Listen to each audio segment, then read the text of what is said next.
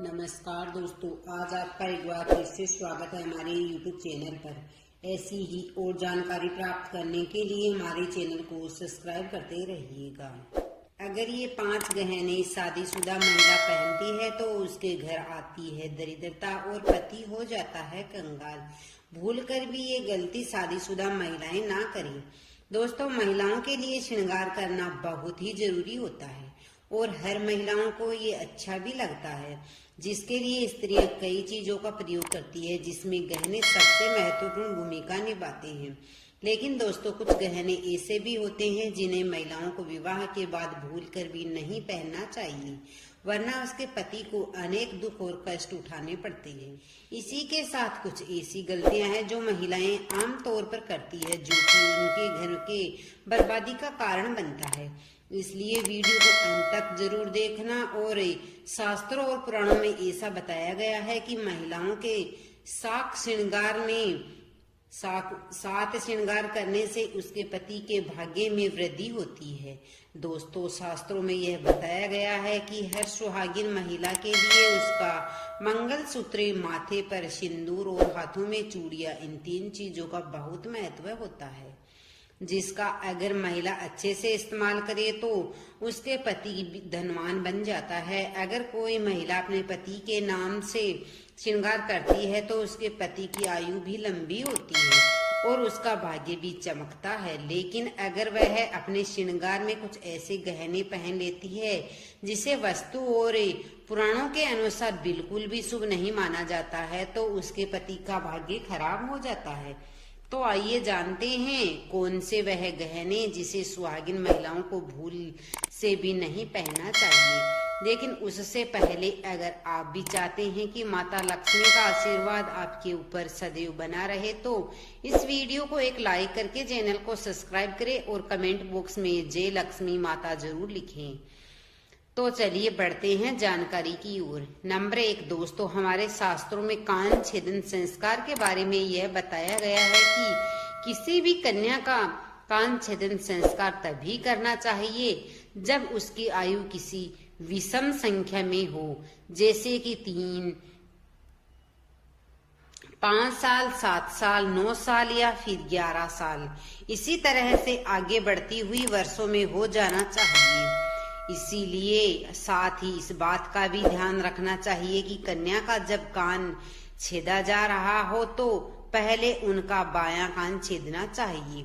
कन्याओं का पहले बायां कान छेदना ऐसा बहुत ही शुभ माना जाता है। इसी के साथ शास्त्रों में बालिकाओं के बारे में यह भी बताया गया है कि अगर बालिकाओं की नाक छेदनी हो तो उसकी बाईं तरफ की नाक को छेदना चाहिए।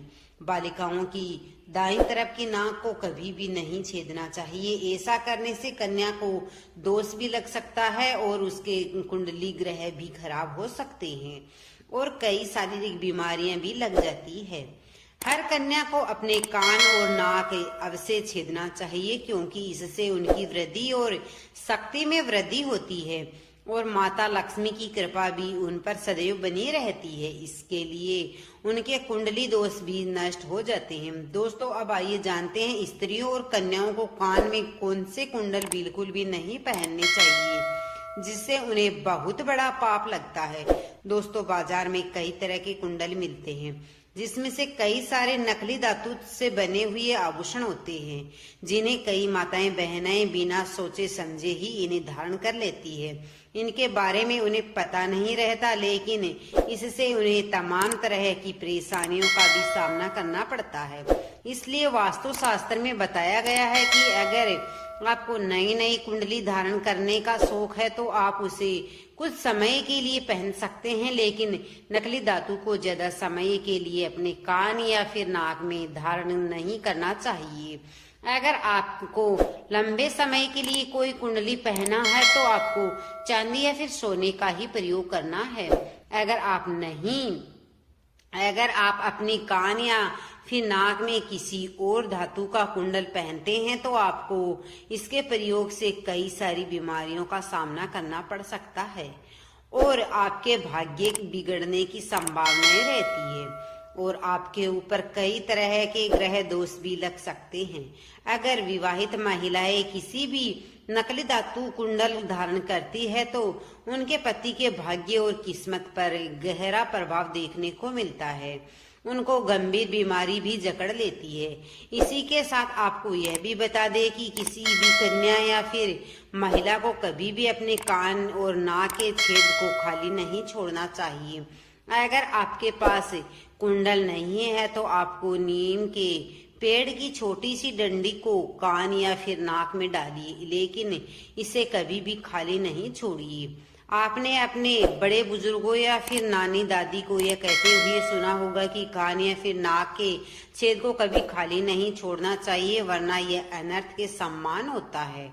नंबर 2, दोस्तों हमारे शास्त्रों में यह बताया गया है कि किसी व्यक्ति को सबसे भारी दोष तब लगता है जब वह किसी दूसरे व्यक्ति की चीजें को इस्तेमाल करता है।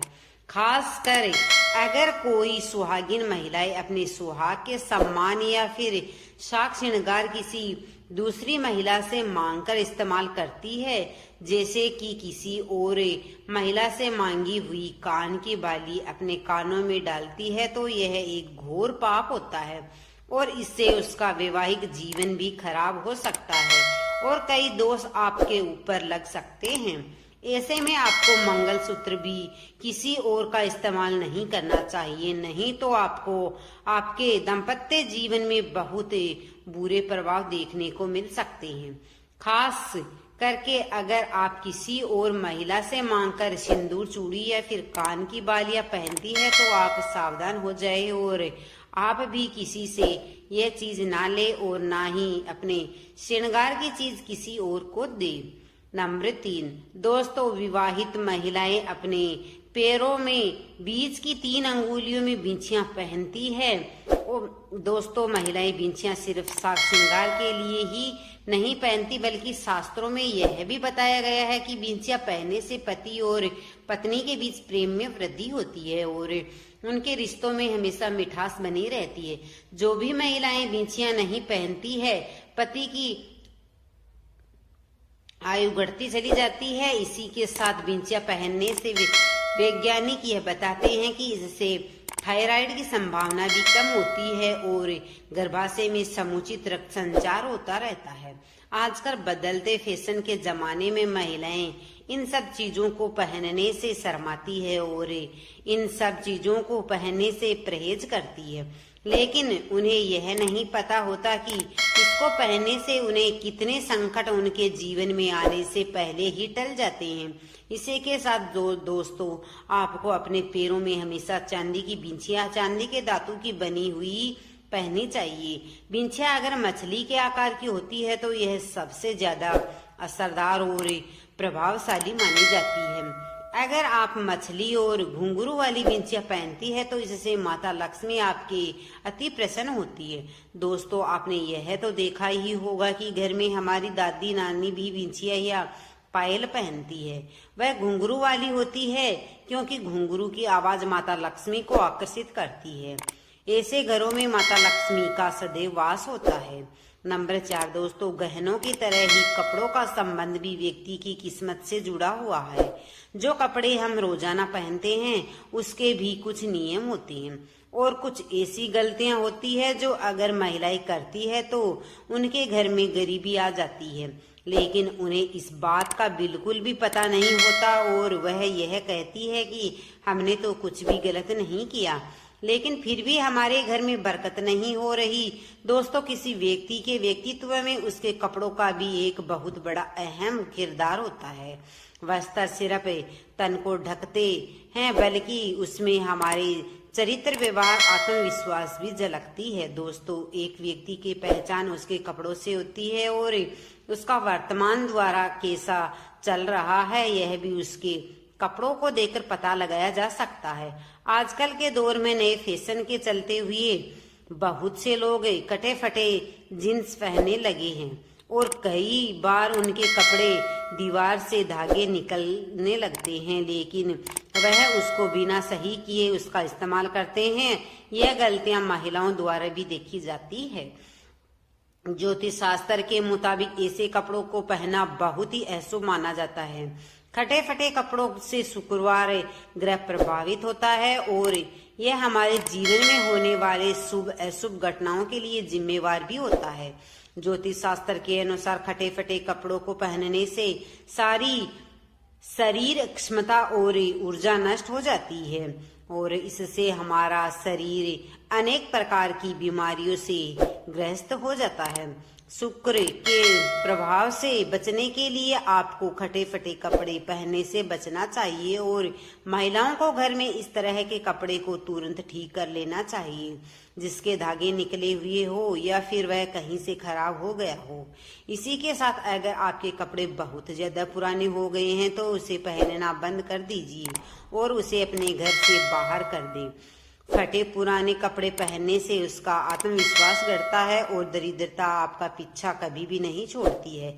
इसके अलावा दोस्तों एक बात का अवश्य ही ध्यान रखें कि कभी भी आपको शनिवार के दिन नए कपड़े खरीद कर नहीं लाने हैं और रात्रि के समय नए कपड़ों को कभी भी घर से बाहर ना छोड़ें, वरना उसमें नकारात्मक ऊर्जा का वास हो जाता है जो कि आपके पहनने पर आपके जीवन के ऊपर बहुत ही बुरा प्रभाव डालते हैं। दोस्तों यह वीडियो आपको कैसा लगा? वीडियो अच्छा लगा है तो वीडियो को लाइक शेयर सब्सक्राइब जरूर कीजिएगा और कमेंट बॉक्स में जय मां लक्ष्मी जरूर लिखना